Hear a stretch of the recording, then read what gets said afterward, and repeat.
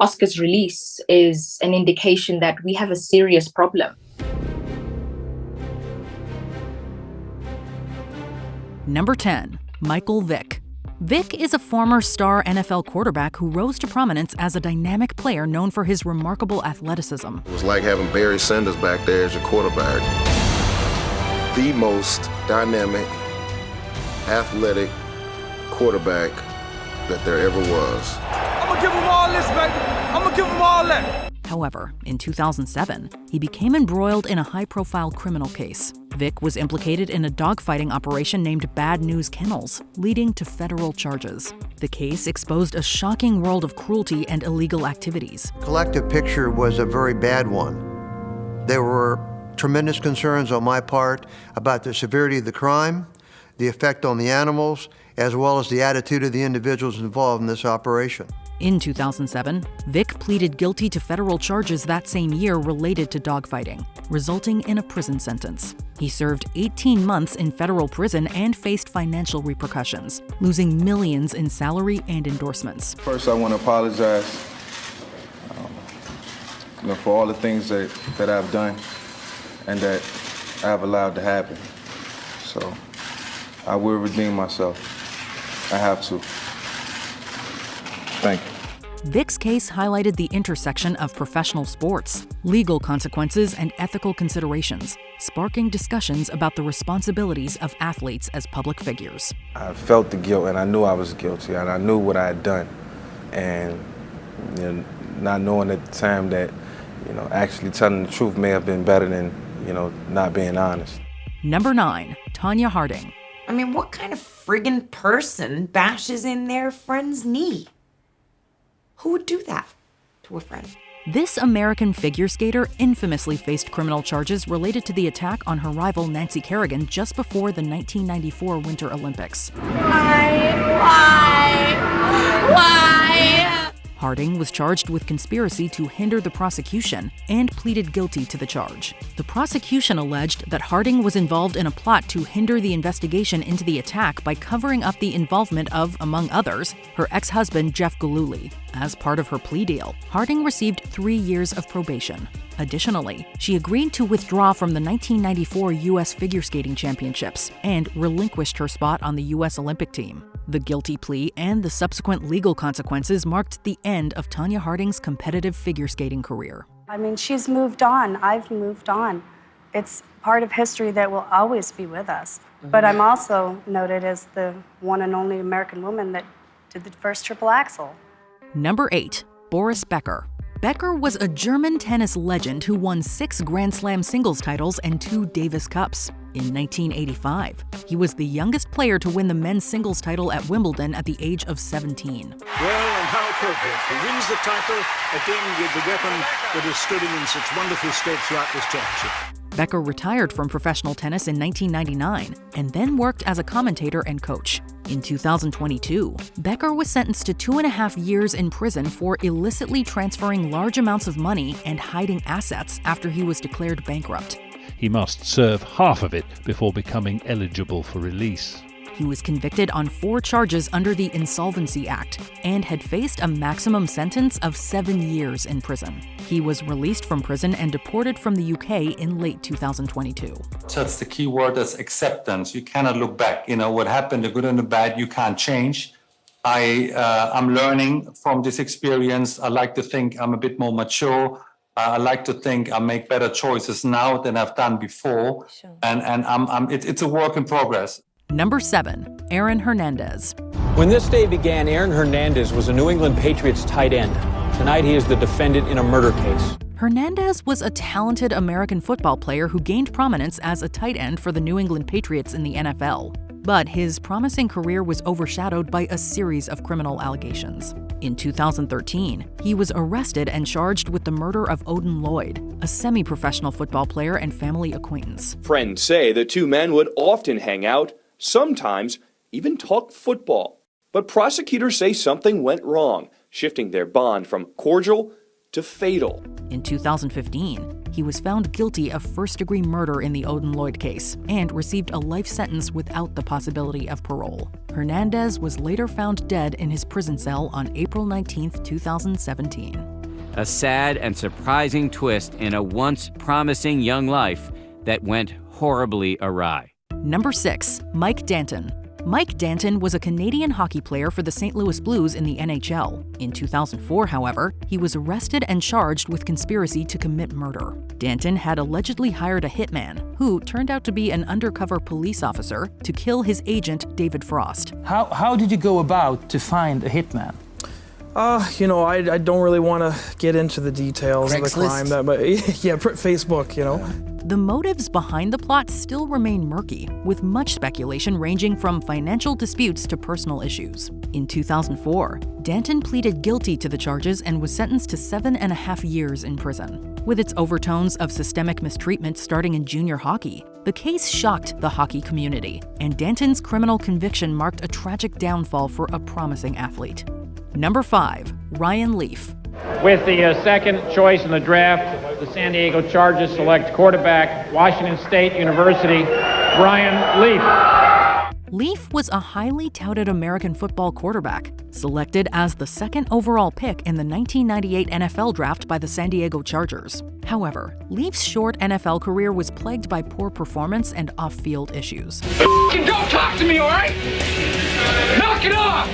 Much later, in 2012, he faced serious legal consequences. Leaf was arrested and charged with burglary, theft, and possession in Montana.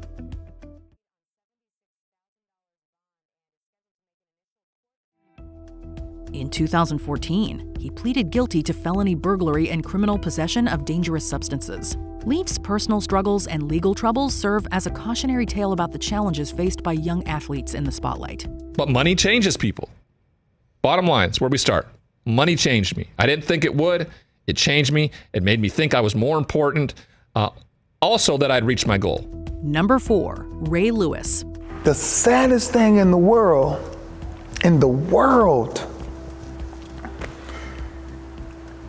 is to be falsely accused. That hurts. Unlike Ryan Leaf, Lewis became a megastar, a 2-time Super Bowl champion and 13-time Pro Bowler. He's considered one of the greatest linebackers in NFL history. Despite his on-field success, his career was marred by scandal. In 2000, Lewis faced criminal charges following a brawl in Atlanta that resulted in 2 deaths. Where's the white suit that he was wearing that night? It went to the cleaners and was in the suits that were in his closet. The prosecution didn't do the things they needed to do to get access to the suit. So it exists somewhere? Well, I don't know that it exists now. Lewis eventually pleaded guilty to obstruction of justice, a misdemeanor, and testified against his co-defendants. He received a year of probation and a fine from the NFL. Lewis rebounded from the controversy, retiring in 2013 as a beloved figure in football. But his legal entanglements remain a significant part of his complex legacy. And if I had to go through that to be sitting right here, then so be it. Number 3, Ruben Carter. Nicknamed Hurricane, Carter was a charismatic and talented middleweight boxer. But in 1967, he and a co-defendant were convicted of a triple homicide in Paterson, New Jersey. The case garnered widespread attention due to allegations of racial bias and misconduct. An all-white jury convicted them, and the 2 men were each given triple life sentences. The verdict opened up accusations of racism, and many leading public figures, including Muhammad Ali, led protests against the convictions. Despite maintaining his innocence, Carter spent nearly 20 years in prison before his conviction was overturned in 1985. His exoneration came after years of legal battles and advocacy, highlighting the flaws in the criminal justice system and the enduring impact of racial prejudice on the lives of those wrongly accused. That's not being mean. That's having the survival instinct, the instinct to survive. But that's how everybody read it. That's what everybody saw. I don't care what people saw.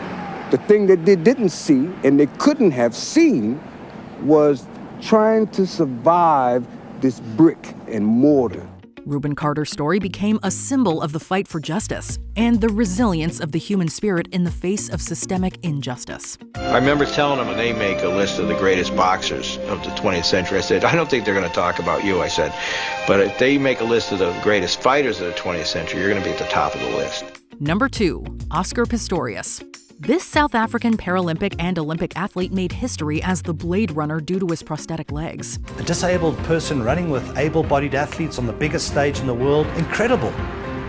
Oscar is really big in global terms. Superstar Oscar Pistorius! His inspirational journey culminated in participation in the 2012 London Olympics. However, tragedy struck in 2013 when Pistorius was charged with the murder of his girlfriend Riva Steenkamp in their home. During his trial, Pistorius claimed he mistook her for an intruder. He's effectively admitting he shot an innocent person. That puts you in a tough spot legally. So I've got to believe that his best hope is for a lesser charge rather than an all-out not guilty verdict. Despite this defense, he was found guilty of culpable homicide in 2014. And the conviction was later upgraded to murder on appeal. The accused has punished himself and will punish himself for the rest of his life far more than any court of law can punish him. His prison sentence was later increased to 13 years and 5 months. The case captivated global attention, raising questions about fame, domestic violence, and the legal consequences for high-profile individuals. He was released on parole in early 2024. He'll live under conditions until his sentence expires in 2029. Those conditions will include not speaking to the media and attending mandatory classes on anger management and violence against women. Number 1, O.J. Simpson. It was almost like an out-of-body experience. I had a feeling of numbness. Did this really happen? The 90s were the era of the O.J. trial. Simpson played college football at the University of Southern California before achieving NFL stardom with the Buffalo Bills. He became the first player to rush for over 2,000 yards in a single season in 1973. He later transitioned to acting and gained popularity in films like the Naked Gun series. Orenthal James Simpson had that shine. The sun hit him and there was this thing about him. Because he really was that great.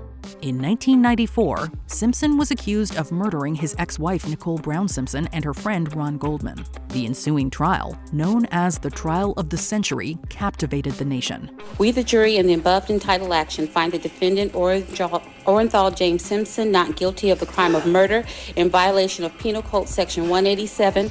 Simpson was acquitted in 1995, a decision that sparked widespread controversy and debates about celebrity influence in the criminal justice system. Simpson's life post-acquittal has been marked by further legal troubles and public scrutiny. Which professional athlete disillusioned you the most with their actions? Let us know in the comments. After spending his life overcoming adversity on and off the track, the sporting icon's glittering career is tarnished forever.